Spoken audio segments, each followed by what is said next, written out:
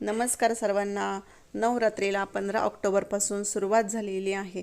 तर या 10 दिवसामध्ये आपल्याला कुलदेवीचा कुलाचार हा करायचा असतो. कुलदेवीला प्रसन्न करण्यासाठी, तिचा वरदहस्त आपल्या कुटुंबावर कायम राहण्यासाठी, आपल्या मुलाबाळांवर तिची कृपादृष्टी कायम राहण्यासाठी आपल्याला ह्या 9 दिवसामध्ये तिच्या भरपूर साऱ्या सेवा ह्या करायच्या असतात. पण आपल्याला जर काही कारणास्तव जर काहीच करणं जर शक्य होत नसेल, तर मी तुम्हाला अतिशय साध्या आणि सोप्या सेवा सांगणार आहे. त्या जरी तुम्ही केल्या तरी पण तुम्हाला पूर्ण नवरात्रीचं फळ हे तुम्हाला मिळणार आहे. जर तुम्ही चॅनलवर नवीन असाल तर आपल्या चॅनलला सबस्क्राईब नक्की करा. चला तर मग व्हिडिओला सुरुवात करूया. तर नवरात्रीमध्ये जर तुम्हाला जर काहीच करणं शक्य होत नसेल, जर तुम्ही आजारी असाल, काही कारणास्तव जर तुम्हाला काहीच करणं जर शक्य होत नसेल, तर आपल्याला काय करायचं आहे, या 9 दिवसामध्ये आपल्याला रोज देवीला एक तरी गुलाबाचं फूल हे वाहायचं आहे.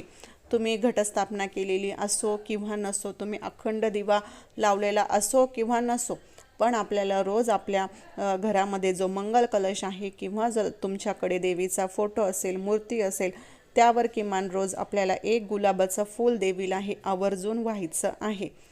त्याचबरोबर तुम्ही या 10 दिवसामध्ये देवीचा सर्वात आवडता नैवेद्य म्हणजे खीर आणि पुरी हे तुम्ही देवीला दाखवू शकता. किंवा तुम्ही 8व्या दिवशी जेव्हा कन्यापूजन करणार, त्या दिवशी तुम्ही जर कन्यांना जर बोलवणार असाल, मुलींना जर तुम्ही बोलवणार असाल, तर त्या दिवशी तुम्ही त्यांना खीर आणि पुरीचा नैवेद्य हा नक्की देऊ शकतात. त्याचबरोबर दुसरी गोष्ट म्हणजे देवीचे आपले रोजचे नैवेद्य काय आहेत त्याचा व्हिडिओ आपल्या यूट्यूब चॅनलवर आहे. तुम्ही जाऊन तो नक्की चेक करा. तेवढं जरी तुम्ही केलं रोज, तरीसुद्धा तुम्हाला नवरात्रीमध्ये देवीचं फळ हे म्हणजे आपल्याला आपलं फळ हे मिळणार आहे. आपल्याला देवीचा आशीर्वाद हा मिळणार आहे. फळ म्हणजे काय, तर देवीचा आशीर्वाद.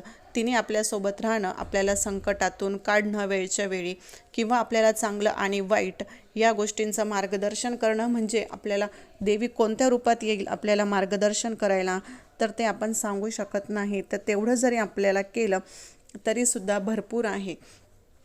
तर त्यानंतर आपल्याला आवर्जून 99 मंत्र तुम्हाला म्हणायचा आहे. रोज एक माळ तरी करायची आहे. एक माळ करायला आपल्याला काही वेळ लागत नाही. 2-3 सेकंदामध्ये आपली ती एक माळ होऊन जाते.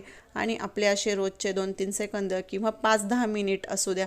तुम्ही जर नवीन म्हणणार असाल, तुम्ही जर नवीन असाल तर 10 मिनटं लागतील. तर 10 मिनटं आपले कुठे खर्च होत नाही.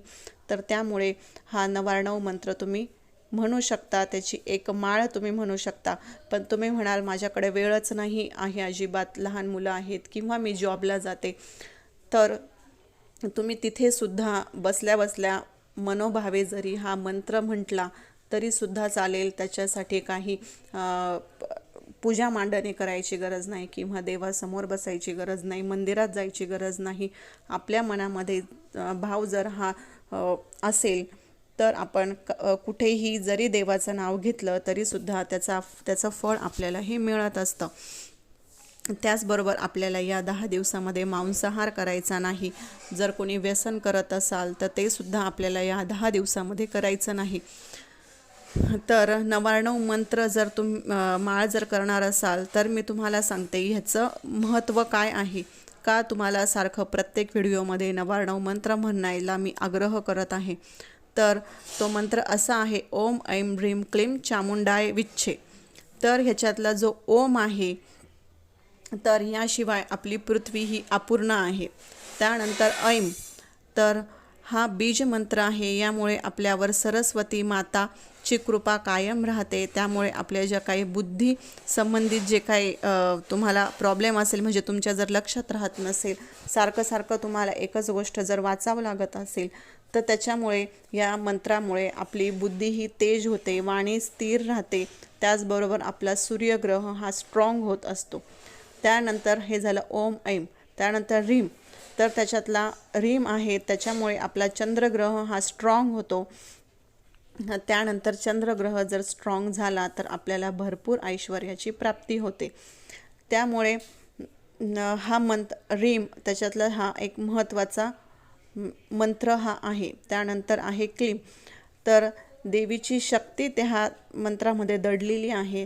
त्याचबरोबर मंगळ ग्रह याने स्ट्रॉंग होत असतो. त्यानंतर चामुंडाय, तर ह्यामुळे आपला बुध ग्रह स्ट्रॉंग होतो व तुमच्या आयुष्यातील ज्या काही बुधासंबंधित म्हणजे बुद्धीसंबंधित ज्या काही अडचणी असेल त्या दूर होतात. आणि त्यानंतर चामुंडायमधला मूळ जो आहे त्याने आपला बृहस्पती ग्रह स्ट्रॉंग होतो आणि आपल्या धनाविषयी ज्या काही अडचणी असेल त्या दूर होत असतात. त्यानंतर विच्छे या मंत्राने महागौरी प्रसन्न होते व आपल्याला सिद्धीसुद्धा प्राप्त होते. आणि त्याच्यातला जो छे आहे त्यांनी आपल्या म्हणजे छे म्हणजे सिद्धदात्री देवीचं रूप आहे, त्यामुळे आपल्याला तिचा आशीर्वाद हा चांगला आपल्या पाठीशी हा कायम राहतो आणि दुर्गा मातेचा सुद्धा आपल्यावर आशीर्वाद हा कायम राहतो आणि त्यामुळे आपला केतू ग्रह हा स्ट्रॉंग होत असतो. तर जेव्हा आपले 9 ग्रह 99 मंत्र म्हणजे आपले 9 ग्रह जेव्हा स्ट्रॉंग होतात तेव्हा आपल्याला कुठलाच म्हणजे काहीच मागं बघायची आपल्याला गरज पडत नाही किंवा आपल्याला कुठल्याही गोष्टीत स्ट्रगल करायची गरज पडत नाही. सर्व गोष्टी आपल्याला मिळत जातात आणि जसं पाहिजे तशा गोष्टी आपल्या आयुष्यात ह्या घडत जातात. त्यामुळे आपल्याला हा 99 मंत्र ह्या नवरात्रीमध्ये आवर्जून त्याची एक तरी माळ रोज करायची आहे. जर तुमच्याकडे माळ नसेल तर तुम्ही 108 खडीसाखरेचे दाणे घेऊन बसा किंवा शेंगदाणे घेऊन बसा किंवा डाळी घेऊन बसू शकता तुम्ही 108. आणि ते एक मंत्र म्हटला की एक डाळ बाजूला, एक मंत्र म्हटला की एक डाळ बाजूला, अशा 108 डाळी तुम्ही 99 मंत्र म्हणत बाजूला ह्या करू शकता. तर इतका ह्या 99 मंत्राचा प्रभाव आहे. त्यामुळे सर्वांनी नवरात्रीमध्ये ही सेवा आवर्जून करा. नसेल ते पण शक्य होत तर तुम्ही अगदी डोळे बंद करून जिथे तुम्ही कुठे असाल तिथे मनोभावी देवीची प्रार्थना केली तरीसुद्धा तुम्हाला पूर्ण नवरात्रीचं फळ हे मिळणार. मनोभावे केलेली कोणतीच सेवा ही वाया जात नाही. देवी म्हणत नाही की बयांनो तुम्ही 2 तास माझ्याजवळ येऊन बसा, तुम्ही देवघरासमोर किंवा माझ्यासमोर तुम्ही 2 तास येऊन बसा आणि त्याच्यामध्ये तुमचं सगळं लक्ष इकडे तिकडे विचलित झालेलं असेल, तुमचे मुलं रडत असेल किंवा तुम्हाला काही काम असेल, बाहेर जायचं असेल, तर सगळं तुमच्या डोक्यामध्ये जर तेच चालू असेल तर त्या 2 तास बसल्याचा काहीच उपयोग होत नाही. त्यामुळे आपल्याला मनोभावे सेवा करायची आहे. जर तुमच्याकडे वेळ असेल तर ह्या सेवा करा, नसेल तर तुम्ही मनोभावे जरी मंत्र म्हटला तरीसुद्धा चालेल. आणि एक गुलाबाचं फूल तर तुम्ही रोज देवीला वाहूच शकता. त्याच्यामध्ये काहीच जास्त वेळ खर्चिक होण्याचं काहीच कारण नाही. तर ह्या सेवा आहे त्या तुम्हाला ह्या नवरात्रीमध्ये अवश्य करायच्या आहे. कुठलीही एक केली तरीसुद्धा चालेल पण आवर्जून करा. कारण की आता 2023ची नवरात्र गेली तर डायरेक्ट आपल्याला 1 वर्ष वाट ही बघावं लागते. आणि कुठलाही आपण देवपूजा असू दे किंवा कुठल्याही पूजा असू दे तर ते काहीतरी प्रसंग आल्याशिवाय आपण करत नाही. इतर वेळेला आपल्याला तेवढा वेळ नसतो किंवा म्हणजे काही कारणास्तव आपल्याला देवाकडे ची आठवण करायला सुद्धा वेळ मिळत नाही. पण हे असे काही प्रसंग आले, नवरात्र म्हणा, गणपती म्हणा, दिवाळी, दसरा, ह्या जेव्हा काही गोष्टी येतात तेव्हा आपण त्या देवांची सेवा ही करत असतो. त्याच्यामुळे आपल्याला हे जे काही दिवस येतात, आता नवरात्रीचे दिवस आलेले आहे, हे 9 दिवस आपल्याजवळ आहे देवीचा कुलाचार करण्यासाठी. त्यामुळे आपण हे दिवस तसेच न घालवता आवर्जून देवीची सेवा ही नक्कीच करायला पाहिजे. इतर वेळेला आपण नाही केली तरीसुद्धा चालते पण ह्या 10 दिवसामध्ये तरी करायलाच पाहिजे. कारण की कुलदेवी ही आपली आई असते आणि कुलदेवी आपल्या कुटुंबाचा, आपल्या वंशाचा सांभाळ ही करत असते. त्यामुळे आपण आपल्या आईची रोज जशी आठवण करत असतो तशीच आपण आपल्या कुलदेवीच्या म्हणजे आपली आई भगवतीची सुद्धा आपण रोज ही आठवण करायलाच पाहिजे. नसेल जमत तर किमान ह्या दिवसामध्ये तरी करायलाच पाहिजे. ह्या 10 दिवसामधला एक तरी दिवस किंवा रोजचे 5 मिनटं तुम्ही ठरवून घ्या की आपल्याला ह्या सेवा करायची आहे किंवा देवीचं कुठलं तरी मंत्र म्हणायचं आहे किंवा कुठली तरी सेवा ही रोज आपल्याला ह्या 10 दिवसामध्ये देवीची करायची आहे.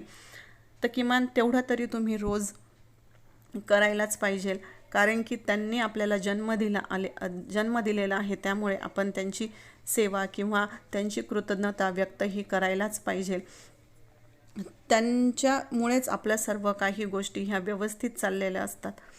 त्यामुळे त्यांना विसरून चालणार नाही. कितीही धावपळीचं जीवन असू द्या, पण आपल्याला देवीची नित्य सेवा ही करायलाच पाहिजे. नित्य नाही जमली तर किमान या 10 दिवस तरी आवर्जून करायलाच पाहिजे.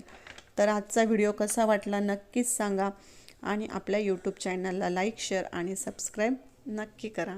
धन्यवाद.